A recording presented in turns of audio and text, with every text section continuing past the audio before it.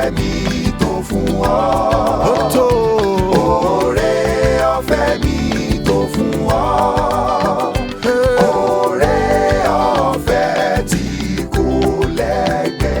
Oore ọ̀fẹ́ mi tó fún ọ.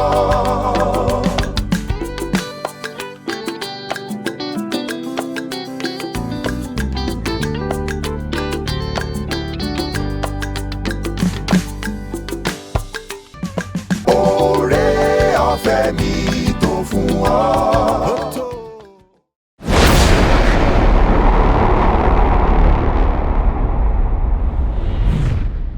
Orí ọ̀fẹ́ fún tòní òun náà ni ètò tí a tún gbáradì láti ilé iṣẹ́ ìránṣẹ́ móhùnmáwòrán Seed of Life, ìkànnì tí a ti ń ṣe ìmúgbòòrò àti ìtẹ̀síwájú ìrere ti Jésù Kristi káàkiri gbogbo àgbáyé. Lọ́jọ́ tí òní, kókó ọ̀rọ̀ tó wà níwájú mi òun náà ni jíjẹ ìrékọjá Olúwa.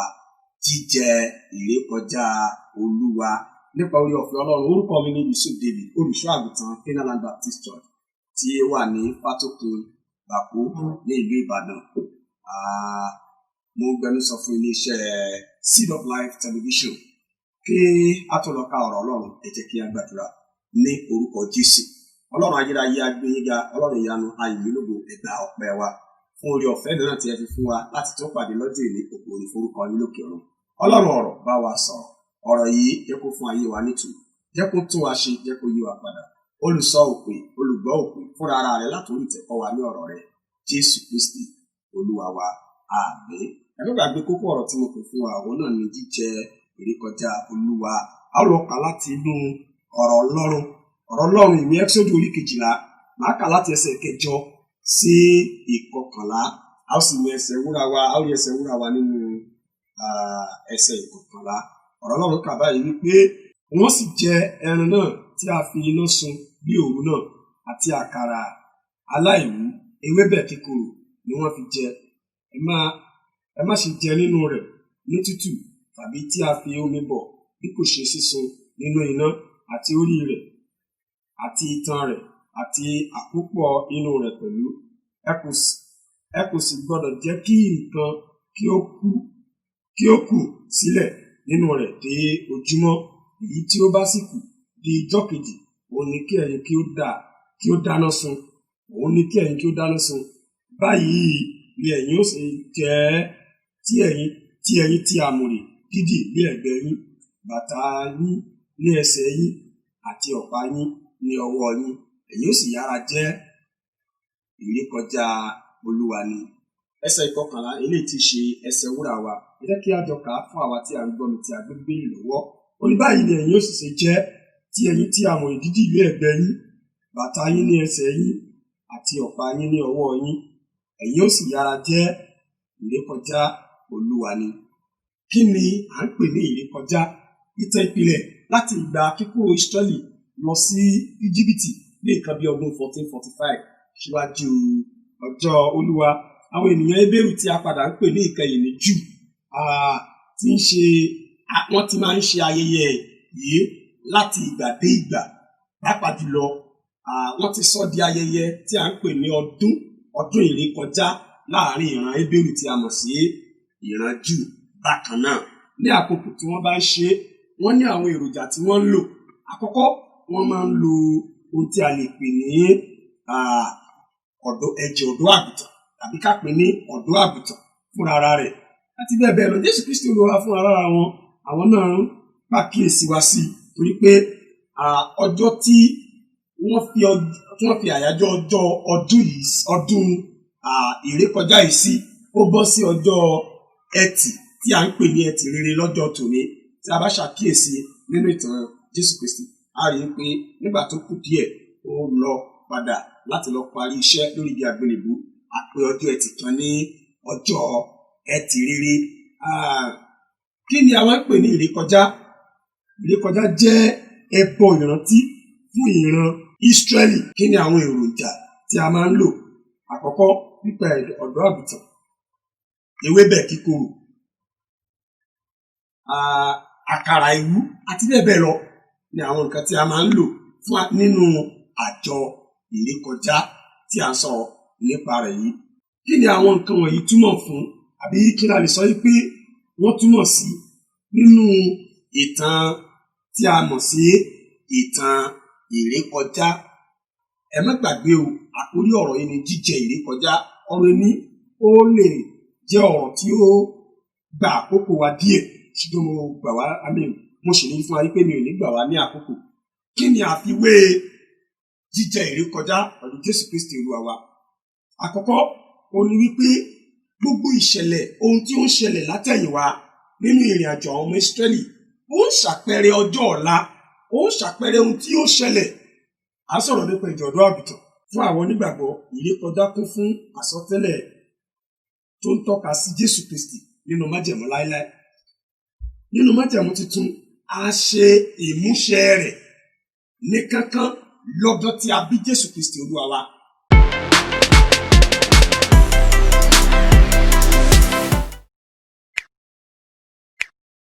Lọ́dún tí Jésù Kristi Olúwa bẹ̀rẹ̀ iṣẹ́, ó ní àwọn àmì ohun tó ṣẹlẹ̀ nínú ìrìn àjò Ísírẹ́lì nínú ohun tí a lè pè ní ọdún ìrékọjá.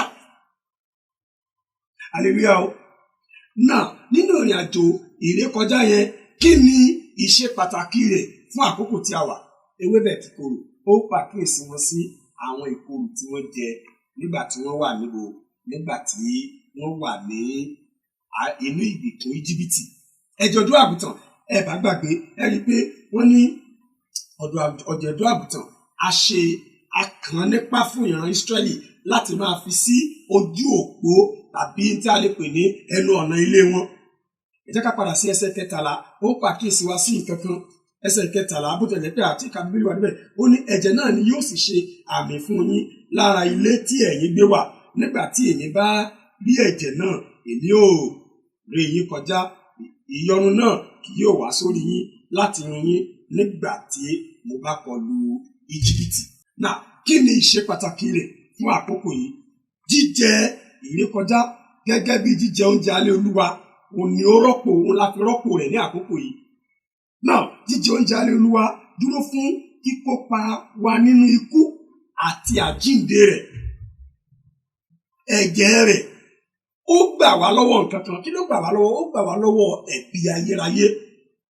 Tẹ́ bá dẹ̀ rí nínú ìpèlò fún oúnjẹ alẹ́ Olúwa, a sọ nípa ara. Kí la fi ń ṣe? À ń sọ̀rọ̀ nípa àkàrà ẹ̀wú, ẹ̀jẹ̀ èyí tó ń ṣàpẹẹrẹ ẹ̀jẹ̀ Jésù Kristi. Na àkàrà ẹ̀wú yẹn ó ń ṣàpẹẹrẹ ara Jésù Kristi Olúwa wa fúnra rẹ̀. Tá bá dẹ̀ lọ sínú ìwé Kọ́ríńtì kìíní orí 10 ẹsẹ̀ 13 sí 17, ó pàkíyèsí wá sí nǹkan kan wípé jíjẹ ara yẹn ó sọ wá di ọ̀kan nínú Kristi. Ẹnìkan náà ń gbọ́ mi láàárọ̀ nínú ètò àkókò oore ọ̀fẹ́ fún ti tòní tí kò tiẹ̀ náà ní kí ni ìrékọjá tàbí kí ni jíjẹ ara Olúwa túmọ̀ sí.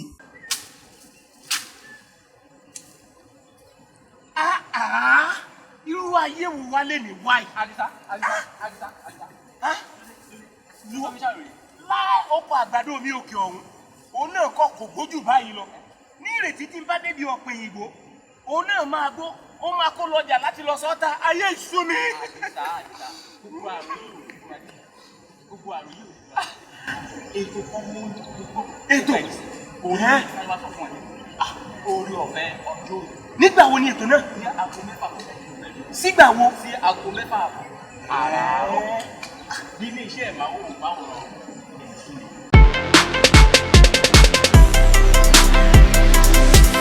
Mo sọ fún wa láàárọ̀ yìí gẹ́gẹ́ bí ọmọ Ọlọ́run, ká má ṣe kọ̀ ọ́ sílẹ̀ láti jẹ.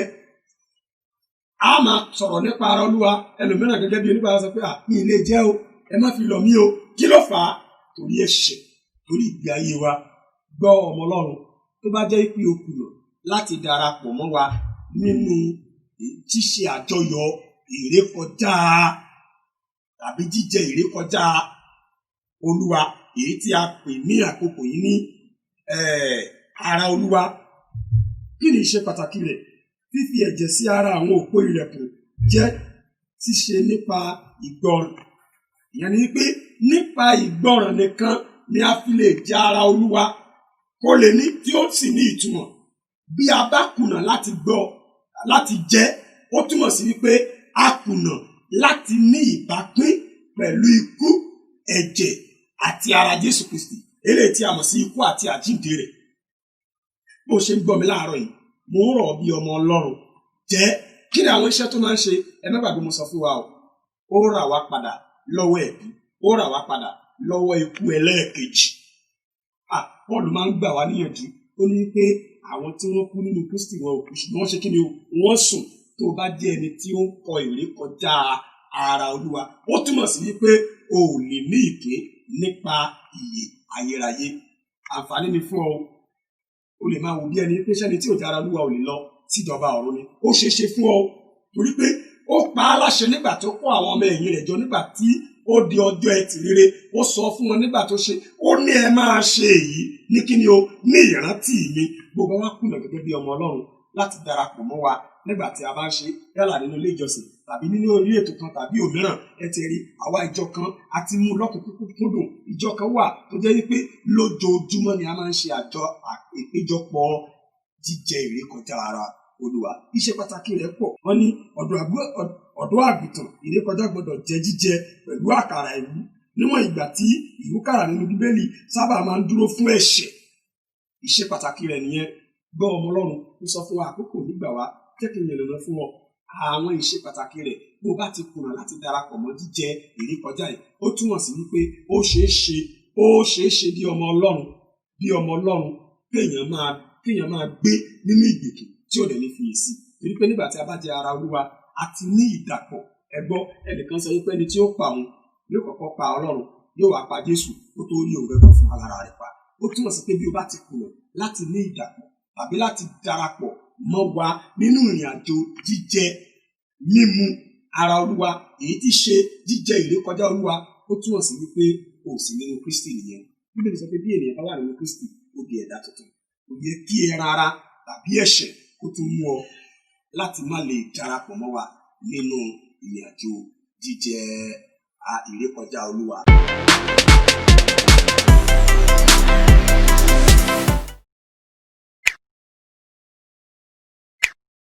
àwọn ọmọ Ísírẹ́lì ṣe wọn ò sì kábàámọ̀. mo gbàdúrà lórúkọ Jésù bí wọn náà ṣe ń pinnu láti darapọ̀ mọ́ wa lórúkọ Jésù Kristi ti Násárẹ́tì ìwọ náà ò ní kábàámọ̀. Ísírẹ́lì jẹ́ wọ́n sì tayọ. Ísírẹ́lì jẹ́ wọ́n ṣẹ́gun. Ísírẹ́lì jẹ́ wọ́n sì dé ilẹ̀ ìlérí. mo gbàdúrà fún ẹnìkan náà tó ń gbọ́ mi láàárọ̀ yìí ó dé ilẹ̀ ìlérí rẹ̀ bó ṣe ń pinnu bó ṣe ń gbáradì láti kọ̀ ọ́ sílẹ̀ láti kọ̀ ẹran ara àti ẹ̀ṣẹ̀ sílẹ̀ láti lè darapọ̀ mọ́ àjọyọ̀ yìí lórúkọ Jésù. Ọlọ́run ló ràn ọ́ lọ́wọ́. ẹ jẹ́ ká gbàdúrà. orúkọ Jésù Ọlọ́run ayérayé agbẹ́niga ẹgbà ọpẹ́ wa ògo ni fún orúkọ yín lókè ọ̀run. ǹjẹ́ bí ẹnìkan ṣe ń gbọ́ mi láàárọ̀ yìí àìní rẹ Ọlọ́run kó bá a pàdé ní ìkóríta tó ti ń retí ọlọ́wọ́ Ọlọ́run yẹn bí Olúwa ti ń bẹ tí ẹ̀mí rẹ̀ wà láàyè kí òun ọjọ́ ìní tó wọ̀ ó bá Ọlọ́run pàdé ní ìkóríta tó ti nílò Ọlọ́run ó bá Ọlọ́run pàdé ò ní jáde lásán ò ní wọlé lọ́wọ́ òfo àpò Ọlọ́run yóò dájú lórí rẹ̀ Jésù Kristi Olúwa wa.